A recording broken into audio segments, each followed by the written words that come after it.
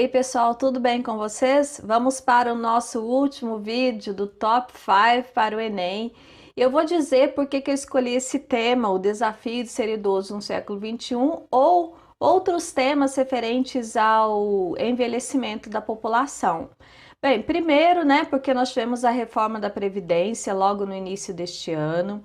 Em segundo lugar, porque o presidente disse que ia dar palpite na prova do Enem, né? A gente não sabe se isso foi verdadeiro ou não. Em terceiro lugar, também porque a intenção dele fazer com que as pessoas saibam que a população está envelhecendo, para que essa reforma cada vez mais ganhe fôlego, ganhe novos adeptos, né? Então, eu acho que tem tudo a ver e também por ser uma realidade no nosso país, né? Não só no país, mas uma realidade mundial, que a população brasileira e a população mundial estão envelhecendo, beleza? Para isso, eu trouxe aqui alguns repertórios, argumentos e repertórios que vocês podem usar num tema desses, tá? Por exemplo, as necessidades básicas e econômicas da terceira idade não estão sendo supridas dignamente no Brasil. Isso é um problema que você pode argumentar. E para justificar isso, você poderia utilizar a Constituição de 88, né, que diz lá no artigo 5º ou 6º que todos têm direito à vida, à saúde, à educação, à moradia, que são os direitos básicos nossos, né? E isso não está sendo devidamente feito com os idosos. Em segundo lugar, eu coloquei que vive-se uma sociedade egoísta, que consequentemente atrapalha ou não dá valor à inclusão de minorias, né? Em todo tipo de inclusão, seja ela a questão da inclusão tecnológica, seja ela a questão da inclusão do próprio idoso nas famílias, a inclusão do próprio idoso em trabalhos, né? E para justificar isso, a gente poderia utilizar a questão da modernidade líquida do Bauman, que fala sobre essa questão de avanços tecnológicos, avanços da modernidade, né? Eu acho bastante propício. Um outro repertório também interessante vocês guardarem, que o Estatuto do Idoso, em seu artigo 8º, afirma que envelhecer é um direito personalíssimo e sua proteção um direito social. Dentro disso, olha, dentro desse repertório a gente pode colocar vários argumentos, tá? Uma outra ideia que eu venho trazendo para vocês é a questão da descartabilidade, né? Quando o idoso ou qualquer pessoa não produz mais, ele é descartado, né? E nisso daí a gente poderia usar como repertório as citações ou as confirmações de Max Weber e o filme também Tempos Modernos do Charlie Chaplin, que evidencia essa questão da inserção tecnológica, inserção no mercado com muita propriedade. Outra coisa interessante de se falar, claro, é sobre a inversão da pirâmide etária, né? E para justificar essa questão essa fala, né? Vocês podem falar tanto isso na questão da geografia, geograficamente, como que isso tem se atualizado, ou colocar aqui um dado do IBGE que eu achei que em 2055 haverá mais idosos, né, mais população velha do que jovens com 29 anos. Tá? Então, pense, nós teremos uma população aí, se eu não me engano, o que eu havia lido é que para cada 2 trabalhadores, um será, aliás, para sustentar cada 2 idosos, um será necessário apenas um jovem, né? Então, quer dizer, se não fizer, se essa reforma da Previdência não for devidamente feita ou não for devidamente aplicada, imagino como que nós, enquanto população mais jovem, vai sustentar a questão da renda da população idosa, se para cada 2 idosos, um vai estar trabalhando. Então, isso não sustenta, né, gente? A questão da Previdência aí. Outra coisa que eu venho trazendo aqui para vocês é a falta da educação e empatia dos mais jovens para com os idosos, né? As pessoas não têm paciência com isso. E aí, para justificar essa fala, a gente pode utilizar a questão da própria precariedade da educação, né, que pode ser confirmada nos dados do PISA, que é uma prova trienal que acontece aí entre cerca de 70 países, e o Brasil sempre fica em quarto lugar, de baixo para cima. Né? E isso demonstra a precariedade da educação do brasileiro, né? Tanto em questões escolares quanto na própria questão social, né?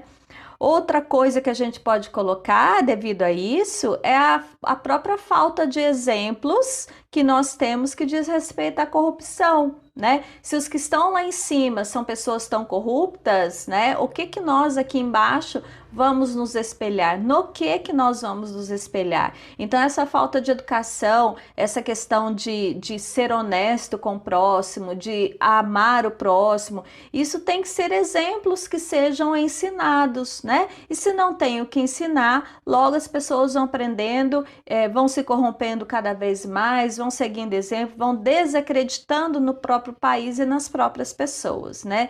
Então, essa é uma ideia interessante. Trouxe aqui alguns filmes sobre idosos para vocês usarem também. O filme Up, Altas Aventuras. O Curioso Caso de Benjamin Button. Diário de uma Paixão e Para Sempre Alice. Sugiro vocês assistirem. Alguns deles tem na Netflix, tá? Para Sempre Alice eu já assisti na Netflix, Diário de uma Paixão e o Up. O de Benjamin Button acho que já deve ter saído. Algumas músicas que vocês podem utilizar também. Não Vou Me Adaptar, dos Titãs. É Preciso Saber Viver, do Roberto Carlos. Tempos Modernos, do Lulu Santos. E Tempo Perdido, Legião Urbana. Deem uma lida na letra dessas canções para vocês verem que outros argumentos podem ser retirados desses repertórios, tá bom? Eu já ia me esquecendo aqui de mostrar para vocês a introdução que eu fiz com esse tema, né? Vamos lá. Diz o seguinte: o filósofo Zygmunt Bauman, em sua concepção de modernidade líquida, acreditava que todos os referenciais morais da época anterior, denominada pelo autor como modernidade sólida, são retirados de palco para dar espaço à lógica do agora, do consumo, do gozo e da artificialidade. Dentro desse pressuposto, encontra-se o idoso, ser sensível e inseguro, que sofre com as incertezas de um mundo contemporâneo. Essa seria a minha tese. Embora tais dissabores tragam desgosto a esse público, percebe-se que o aumento da expectativa de vida traz a eles a esperança de que ainda neste século suas vozes possam ser ouvidas. Por esses motivos, faz-se necessário discorrer sobre a temática.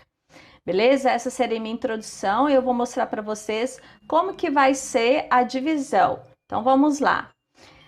Introdução, para introduzir meu tema, eu utilizei a modernidade líquida do Bauman, tá? Como eu disse no vídeo, que a gente poderia utilizar essa questão desse repertório frente a isso. Então, minha introdução, a apresentação do meu tema ficou da seguinte forma.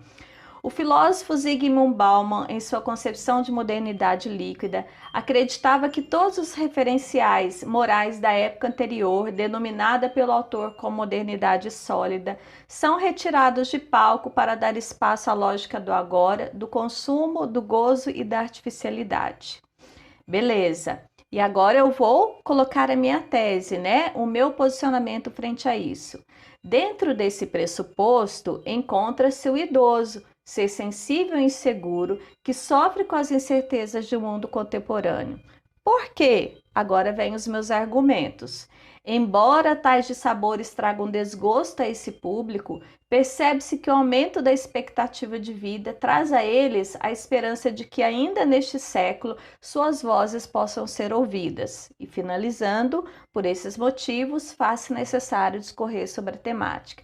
Eu vou falar sobre o quê? Sobre alguns problemas que os idosos vêm passando, né? Vou falar sobre isso no meu desenvolvimento. E vou fazer uma contra-argumentação que, embora haja esses problemas, nós temos uma expectativa de vida maior para esses idosos que podem viver mais e podem desfrutar mais da vida. Entenderam?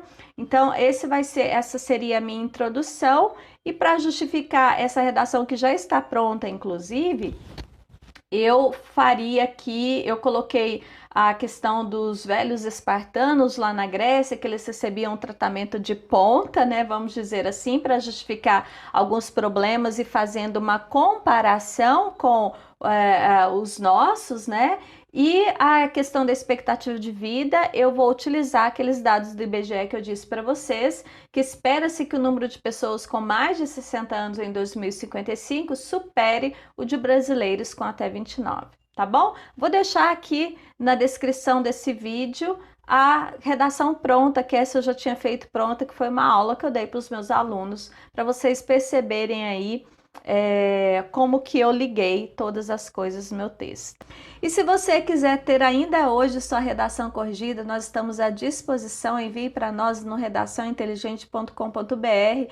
Eu desejo aqui para vocês uma boa sorte no Enem, que Deus abençoe, dê muita luz e que nossos vídeos tenham cooperado para que o seu sucesso seja dignificado, ok? Depois deixa aqui no comentário para nós como que você foi no Enem, envie seu texto para a gente corrigir também, que logo na segunda-feira eu já vou cadastrar o tema do Enem, né? E você pode enviar o seu texto para que nós possamos corrigir, para você verificar qual que vai ser a sua nota, ok?